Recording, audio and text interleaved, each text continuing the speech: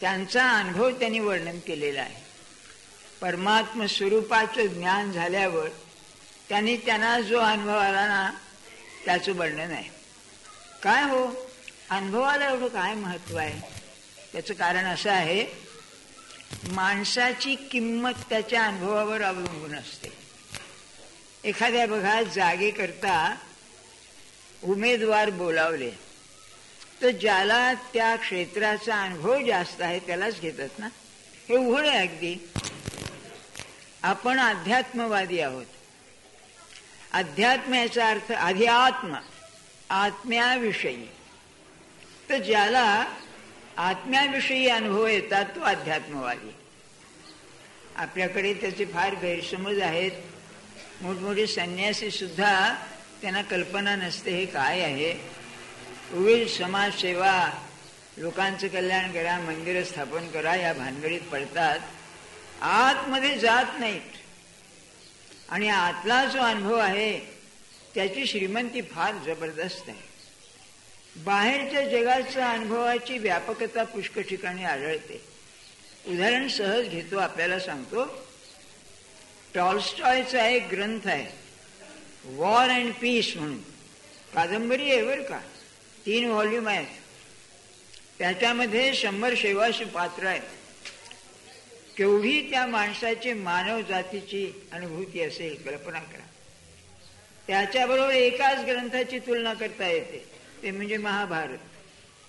त्या महाभारतामध्ये इतकी पात्र रंगवली आहेत व्यासाने, आणि खुबी अशी आहे, प्रत्येक पात्रामध्ये असा एक गुण आणि दोष दाखवला आहे की त्या गुणामुळे त्याची चहा आणि त्या दोषामुळे त्याचा नाश झाला. सहज बघा, कर्णाचं उदाहरण घ्या आपण. कर्ण काय सामान्य पुरुष नव्हता, आपण ध्यानात ठेवा. म्हणजे अशी पात्र निर्माण करण्याला मानव समाजाचं किती ज्ञान लागत असेल. पण अध्यात्माचं जे ज्ञान आहे ते सर्वव्यापी आहे. आत्मा किंवा परमात्मा हा विश्व व्यापून उरलेला आहे ना. अत्यतिष्ठत दशांगुलम असं जर आहे तर त्याचा अनुभव ज्याला येतो त्याची व्यापकता काय असेल, आणि ती शब्दात घालायचं आणखी किती अवघड असेल. तो अनुभव ज्ञानेश्वर महाराजांनी आज घेतलेला आहे. असं आहे, आचार्यांचं एक प्रकरण आहे, शतश्लोकी म्हणून, 100 श्लोक आहेत. त्यामध्ये एक श्लोक असा आहे, या अनुभवाच्या 2 पायऱ्या आहेत म्हणाले. आदौ ब्रह्माहमस्मीति, आरंभी मी ब्रह्म आहे असा अनुभव येतो, अहम ब्रह्मास्मी. आदौ ब्रह्माहमस्मीति अनुभव उदिते खल्विदं ब्रह्म पश्चात्, आणि त्याच्यानंतर सर्व ब्रह्मच आहे अनुभव येतो. ज्ञानेश्वरीच्या 18व्या अध्यायामध्ये असे एक खुबी केली ज्ञानेश्वर महाराजांनी की आत्मज्ञान झाल्यानंतर तो साधन हाती येर हळूच खाली ठेवी. काय वर्णन आहे, अनुभवाशिवाय येणार नाही. होवे आतापर्यंत धडपड केली, धारणा केली, ध्यान केलं, समाधी केली, साधनामध्ये मी रमलो, साधनाशिवाय राहिलो नाही. पण अहम ब्रह्मास्मी हा अनुभव आला की ते साधनाचं हत्यार हळूच खाली ठेवलं. आणि मग जसं एखादं कमल उमलायला लागलं की उमलतच जावं, तसा हा माझा अनुभव सर्व हे ब्रह्मच आहे, खलु इदं ब्रह्म पश्चात् असं वर्णन केलेलं. ध्यानात ठेवा, आपण इथे जे इथे येतो, इथे म्हणजे हे आपलं निमित्त आहे. हो, कुठेही अध्यात्माची सभा जिथे आहे, आज मी सज्जनगडला गेला, काय आनंदीला गेला, कुठेही एकच सगळीकडे, तिथे शिकायचं काय आहे. माझ्या अनुभवाची व्यापकता आली पाहिजे, मी निस्वार्थी झालो पाहिजे, मी निष्काम झालो पाहिजे, वासनाशून्य झालो पाहिजे. अहो काय सांगावं, समर्थांनी दासबोधामध्ये एक ओवी अशी घातलेली आहे, निशेष वासना रहित ऐसा तो विरळा संत. अरे बाप, संत आणि विरळा संत, निशेष वासना रहित काय असेल मला सांगा. त्या पुरुषाच्या अनुभवाची उंची काय असेल. तेव्हा ज्ञानेश्वर महाराजांनी इथे खलविदम ब्रह्म पश्चात. अनुभव म्हणजे किती व्यापक असेल त्याचं वर्णन आहे. सुरुवात अशी केली आहे की म्हणाले, विश्वाचे आर्त माझ्या मनी प्रकाशले. विश्वाचे आर्त माझ्या मनी प्रकाशले, अवघेच झाले देह ब्रह्म. अर्थ सांगतो आपल्याला, माझी अक्कल ती किती हो, अनुभव तो काय, आणि तो अर्थ सांगायचा. पण म्हटलं आपण पाण्यात बुडून जाऊ, सांगता सांगता मूर्ख ठरू. ते काय म्हणताय लोकांच्या कानावर तर पडू दे की हा काय, कोण बोलतोय. अरे हा 18-20 वर्षाचा मुलगा बोलतोय. कल्पना करा आपण, काय म्हातारा कोणी आहे, ऋषी मुनी काय असेल त्या माणसाच्या याची झेप मनाची. पुढे म्हणाले, आवडीचे वालभ माझे कोंदाटले, नवल देखिले नभाकार गे माये. आणि शेवटी सांगतायत, रखुमादेवी वरू सहज निट्टू झाला, हृदयी निटावला ब्रह्माकारे. असं आहे, आवडीचे वालभ माझ्या मनी प्रगटले. विश्वाचे आर्त माझ्या मनी प्रगटले. प्रकाश आहे. काय आहे हो हे विश्वाचे आर्त? आर्त म्हणजे पाहिजे पाहिजे, मला हवं हवं, असं त्याचा अर्थ आहे. याच्यामध्ये मूळ धातू रु आहे. रु अधिक रु म्हणजे जाणे असा अर्थ आहे. अरिस्टॉटलची देवाची कल्पना याच्या फार जवळ आहे. अरिस्टॉटल म्हणतो ईश्वराने हे जग निर्माण केलंय. तो आस्तिक आहे बरं का. पण असं आहे, या जगाकडे पाहिलं तर त्याला एक विलक्षण गती आहे, आणि ती गती एका दिशेने आहे. तुम्हाला माहिती आहे, या ॲस्ट्रॉनॉमीमध्ये, खगोल ज्योतिषामध्ये हे सबंध विश्व एकीकडे वाहत आहे.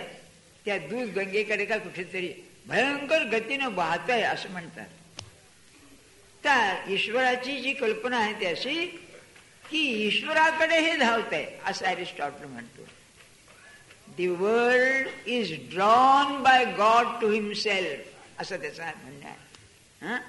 अरे पण हे जर त्याच्याकडे धावतंय ते कशाकरता धावतंय? ते ईश्वराशी तादात्म्य होण्याकरता धावतंय. आणि हे मानवाचं ध्येय आहे. मानव जो आहे तो इतका सृजनशील आहे, नव्हे संबंध विश्व सृजनशील आहे. अरिस्टॉटलचं म्हणणं असं की एक बी आहे.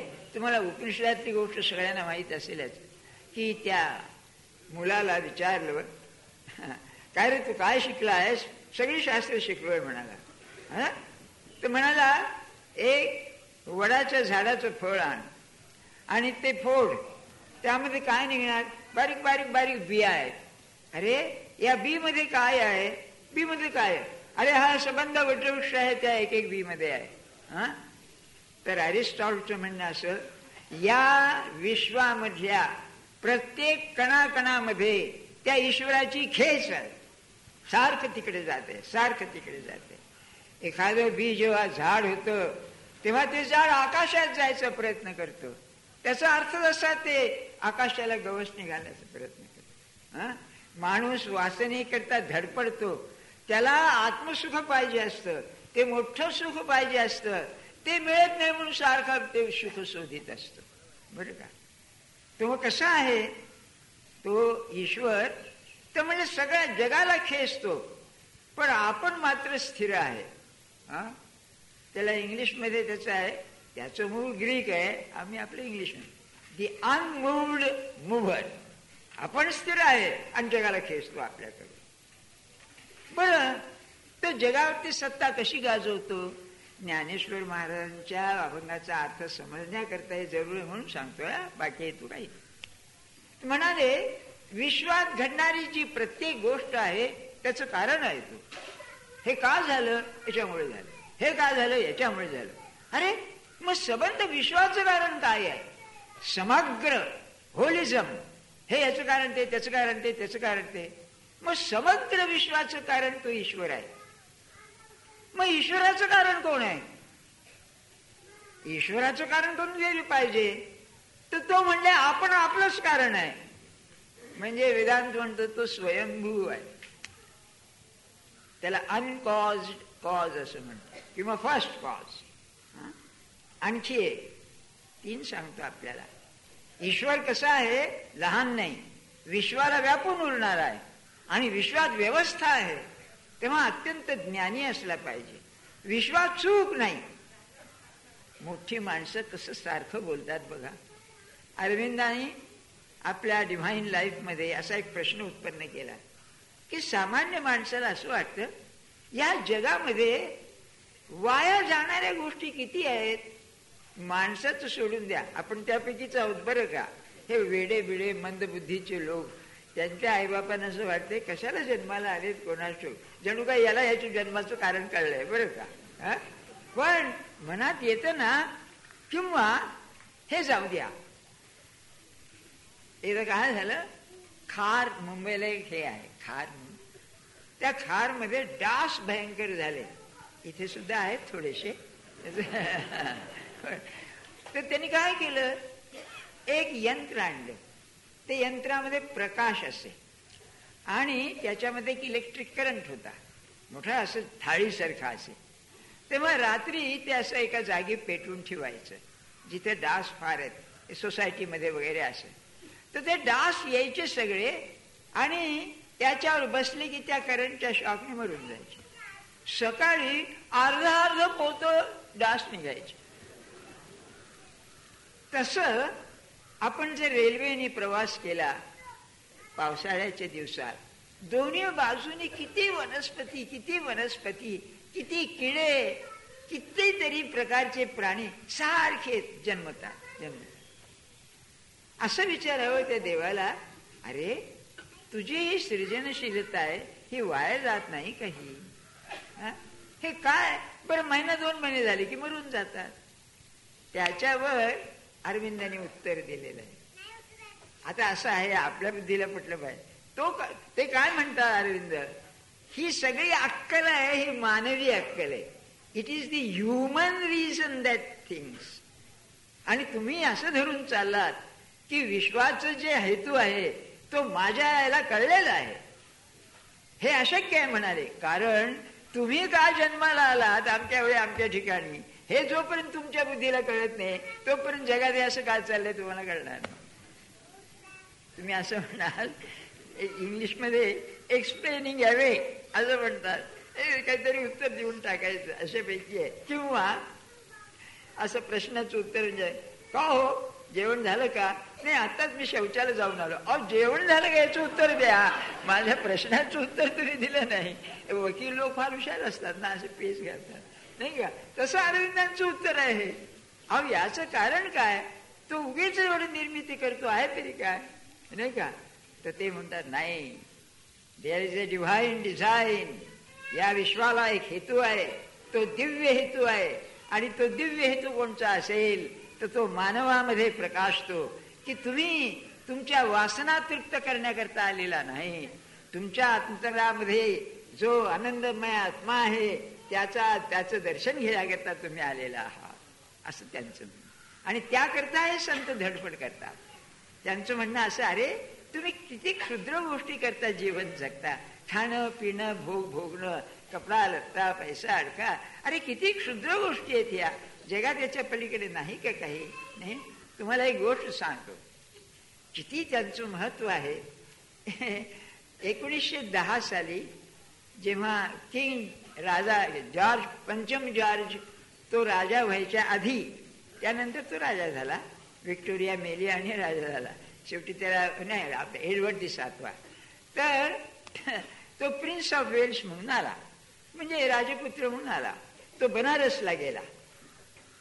तेव्हा बनारसचा राजा होता, त्याला त्यांनी विचारलं की बा आम्ही असं ऐकतो की इकडे हिंदुस्थानामध्ये बनारसच्या बाजूला बरेच साधू लोक आहेत. तेव्हा म्हणले तुम्हाला कोणी माहिती आहे का?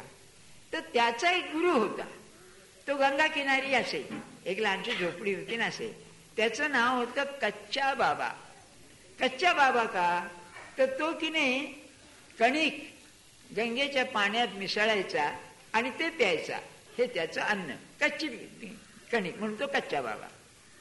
तेव्हा एक दिवशी सकाळी त्याने खुबी केली जॉर्जनी. तो काय म्हणाला, त्याला कळवू नका आपण येतोय म्हणून, म्हणजे तो जसा आहे तसं मला पाहायचं आहे. बरं म्हणाला.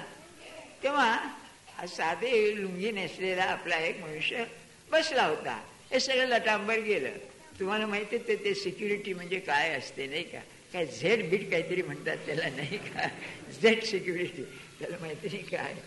आम्ही भाजीची पिशवी घेऊन कुठे फिरतो, त्यांना मुश्किल असते ती नाही का. तेव्हा ते गेल्यानंतर हे काय रचाडणार आहे. राजा गेला, पाया पडला, म्हणाला हा साम्राज्याचा अधिपती आहे. जॉर्ज म्हणाला त्याला सांगा की मी एक मोठा राजपुत्र आहे आणि माझ्यामध्ये पुष्कळ हे लोकांना द्यायची संपत्ती आहे, काय पाहिजे ते. तर त्याला म्हणावं तुला काय पाहिजे ते माग. ऐकण्यासारखं आहे, अध्यात्म काय असतं.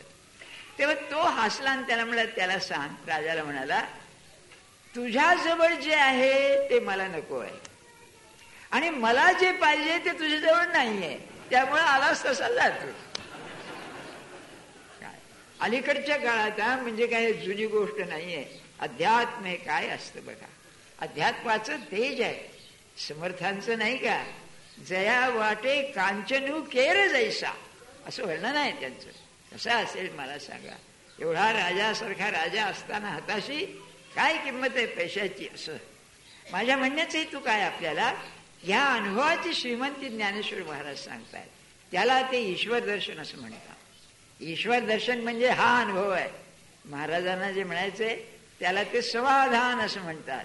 समाधान म्हणजे अरे तुझं सगळं आहे ते आलं काय आणि केलं काय, तुझ्या अंतःकरणाला धक्का लागणार नाही अशी अवस्था मी तुला देतो. ही महाराजांची म्हणजे सद्गुरूची प्रतिज्ञा आहे. काय किंमत आहे या वस्तूंची जगातल्या. तुकाराम महाराजांना हा अनुभव आला. बरं ते म्हणाले विषयी विसर पडला निशेष. काय बोलतोय हा पुरुष मला सांगा, की हे दृश्य जग जे आहे ह्या विषय माझ्या इंद्रियांना विषय होणारा हे सगळं दृश्य जग निशेष विसरलं. अंगी ब्रह्मरस ठसावला. अंतरंगास बंद ब्रह्मरसाने भरून गेलेला आहे. मग बाहेर त्याचं व्यक्त स्वरूप काय आहे. माझी मदत झाली अनावर वाचा छंद या नामाचा घेतला असे. नामाशिवाय दुसरं काही सुचत नाही मला. छंद म्हणजे तुम्हाला माहिती आहे हॉबी, रात्रंदिवस काय. अहो पुढे गमतीचं वर्णन आहे. म्हणाले एवढं मला ब्रह्मांड रस मिळाला पण तृप्ती नाहीये. लाभाची या सोसे धावे पुढे मन. आणखी पाहिजे, आणखी पाहिजे. कसं धनाचा कृपण लोभी जैसा. काय असेल सारखा मी भोगतोय, आनंद भोगतोय, माझी तृप्ती होत नाही अजून. बघा वासनेसारखंच आहे. किती तृप्त करा पुन्हा मागते. आणि म्हणले तुका म्हणे गंगा सागर संगमी. हा जीव जणू गंगा आहे आणि तो भगवंत रूपी सागराशी मिळून गेला. अवघ्या झाल्या उर्मी एकमय तदात्म्य होऊन गेले. तेव्हा विश्वाचे आर्त प्रकाशले माझे मनी. याचा अर्थ असा की ही जी ईश्वरी सत्ता आहे, हा जो ईश्वर आहे तो माझ्या मनामध्ये प्रकाशला. हे ज्ञानेश्वर महाराजांना सांगायचं. माझ्या मनामध्ये ईश्वर प्रकाशला आहे. आणि मग म्हणाले अवघेच झाले देह ब्रह्म. काय अनुभव आहे. माझ्यामध्ये ईश्वर प्रगटला. त्याचा परिणाम असा झाला, तुम्हाला माहितीये जे माझ्या मनात असतं ते जगात दिसतं. नेहमी असं आहे. तसं माझ्या अंतरामध्ये ईश्वर प्रगटल्यामुळे अवघे देह ब्रह्मस्वरूपच झाले. आदौ ब्रह्माहमस्मी अनुभव उदिते खलविदम ब्रह्म पश्चात. जो पाहावं ते ब्रह्मस्वरूप, जो पाहावं तो ब्रह्मस्वरूप. सगळे पाहावे तर राम रूप पाहावे ही त्यांची भाषा. जिकडे पाहावं तिकडे अवघे झाले देह ब्रह्म. काय असेल ते अनुभव ऐकून ठेवावं आपण. महाराजांची प्रार्थना करावी. आधी ते नीट कळू द्या आणि त्याची तळमळ लागू दे की मला द्या ते, आपण मला द्या ते. बरं त्यांना दुसरं काही दिसतच नाही. जसं एखाद्या स्टॉक एक्सचेंजच्या माणसाला त्याची स्वप्न सुद्धा तीच पडतात. रात्रंदिवस पैसा पैसा पैसा. हे जसं तसं या पुरुषांना भगवंताशिवाय नाही दुसरं काय. आणि मला कौतुक तुकाराम महाराजांचं त्यातल्यात असं वाटतं. ज्ञानेश्वर महाराजांचे भयंकर काम आहे. ते म्हणाले, अरे पण माझं बाहेर प्रगट स्वरूप काय आहे, त्याचं एक्सप्रेशन काय आहे. माझी मदत झाली अनावर वाचा, छंद या नामाचा घेतला. जागृती स्वप्न सुषुप्ती काही राहिलं नाही 24 तासात. जय जय रामकृष्ण हरी. नाही, अखंड नाम आपल्याला हे शिकायचं आहे इथे. बघा आता कसं आहे बरं का, तर्कशास्त्रामध्ये एक असं हे आहे बरं, म्हणजे आपल्या गांधींच्या भाषेत सांगतो मी बरोबर, God is truth and truth is God. हा, नेहमी असं नसतं बरं का. तसंच माणसाच्या बाबतीत म्हणता येईल, man is a rational animal, all rational animals are man, बरं का, असं म्हणता येईल. तसं truth is God and God is truth. तर्कशास्त्रामध्ये हे बरोबर नाही, व्याख्या होऊच शकत नाही. पण तर्काच्या पलीकडे गेल्यानंतर हाच अनुभव आहे. तेव्हा मी असं म्हणेन, ब्रह्मस्वरूप झाल्यानंतर अखंड नाम घेतो. अखंड नाम घ्यायला लागलं की ब्रह्मस्वरूप होतो. आपल्या हातात तेवढं आहे. निराश व्हायचं कारण नाही. माझ्या हातामध्ये हा अभ्यास आहे की मी रात्रंदिवस नामाचा अभ्यास करीन, आणि तो अभ्यास जर साधला तर ब्रह्म जाईल कुठे, किंबहुना ते व्यक्त व्हायला धडपड करेल माझ्यामध्ये. अहो त्याला सुद्धा जरूर आहेच ना. महाराज एकदा म्हणाले, तुम्हाला ईश्वराची जरूर आहे तितकी ईश्वराला सुद्धा तुमची जरूर आहे, कारण मुळात तुम्ही ईश्वरच आहात. वा, काय असेल. सुफी पंथामध्ये हे फार आहे बरं, की तोच तुम्हाला धुंडीत येतो. निदान ते ईश्वराचं जाऊ द्या, सत्पुरुषाचा धंदा नेहमीच बसलेला असतो, त्यांना ठेवा आपण. हो आय डे, आपण इतकी गिरायक आहोत, पण कसे आहोत, ते प्रदर्शन भरतात ना, खिसारी काम आहे. जसे तमाशा पाहून येतो तशापैकी आहे. घेणारा भेटणं फार क्वचित आहे. आणि ते ओळखून असतात. म्हणून ते लवाडी काय करतात, नाथांनी काय केलं, एकनाथ महाराज हुशार होते की कीर्तन करायचे रोज रात्री, बरं का. तेव्हा माणसे यायची, तर ती नेहमी रोज यावी म्हणून प्रसादाला ओघराळ भरून साखर द्यायची. ती घेण्याकरता लोक यायचे. ऐका ते काय म्हणतात ते, पण साखर तर मिळते की नाही. तसं महाराज म्हणतात, तुम्हाला एका हो, तुम्हाला खायला प्यायला घालतो, रोज गोड घालतो, पोटभर घालतो. ऐका तर घरी म्हणलं इथे येऊन नुसतं. ऐका, काय गिराईक काय लायकीचं आहे. खरा दुकानदार ओळखतो की नाही. त्या पु ल देशपांड्यांनी महाराष्ट्रीय दुकानदाराचं वर्णन केलंय, बरं का. ते दोघं जण बसलेले, इतके उदासीन दुकानात बसलेले, काय बोलायचे, कापडाचं दुकान. एक ग्रस्त गेला गिराईक म्हणून आणि म्हणला की तुमच्याकडे मांजरपाट आहे का. आहे म्हणाले. त्यांनी विचारलं, चांगलं आहे का, आम्ही काय वाईट ठेवतो का म्हणाले. विनोद केलाय. तशीच आपली अवस्था आहे गिराईक म्हणून, नाही का. त्यांना माहितीये खरं गिराईक कोण आहे काय. असं मुद्दा सोडून द्या. म्हणून अवघेचे देह ब्रह्म झाले. पुढे म्हणाले बरं का, आवडीचे वालभ माझे नि कोंदाटरे. वालभ म्हणजे प्रेम. अवघेची वालभ, मला प्रेमाची फार आवड आहे म्हणाले ज्ञानेश्वर महाराज. तेव्हा ही जी मला अत्यंत प्रेमाची आवड आहे, ते जिकडे तिकडे पसरलेले मला दिसलं. कोंदाटलं म्हणजे भरून गेलं. या विश्वामध्ये प्रेमाशिवाय दुसरं काहीच नाही असं मला वाटलं. त्याचं कारण आहे, रसो वै सहा. परमात्मा काही शुष्क नाही, परमात्मा अत्यंत प्रेमस्वरूप आहे. तेव्हा देह, सगळे देह ब्रह्मस्वरूप झाले. त्याचा परिणाम असा झाला, जिकडे तिकडे मला प्रेम दिसायला लागलं. महाराज एकदा म्हणाले, एक डॉक्टर होते, त्यांना, डॉक्टर माझ्यातलं प्रेम काढून टाकलं तर मी नाहीच. काय असेल मला सांग. म्हणजे प्राण आहे माझा, माझा प्राण हा प्रेम आहे. कोणीही असो, कसाही असो, की गायीची तृषा हरू, व्याघ्रा विष होऊन मारू, हे नेण्याची गा करू तोय जैसे. तो जसं पाणी सगळ्यांची तहान शांत करेल, तो सज्जन असो दुर्जन असो, तसं म्हणले माझा आहे. नाही, म्हणून ज्ञानेश्वर महाराज म्हणतात, सगळीकडे मला प्रेम भरलेले दिसायला लागतं.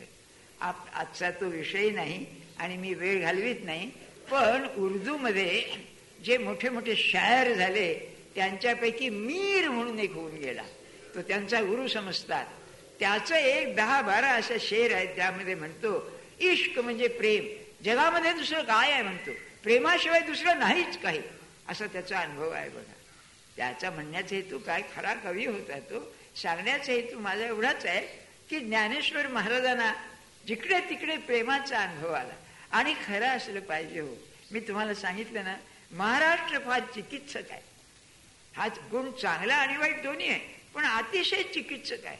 तेव्हा अशा चिकित्सक महाराष्ट्राने या पोराला माऊली ही पदवी दिलेली आहे, ही उगीच दिलेली नाही. आईचं प्रेम कुठे आढळेल तर ज्ञानेश्वर महाराजांच्या जवळच आढळेल, नाही तर नाही.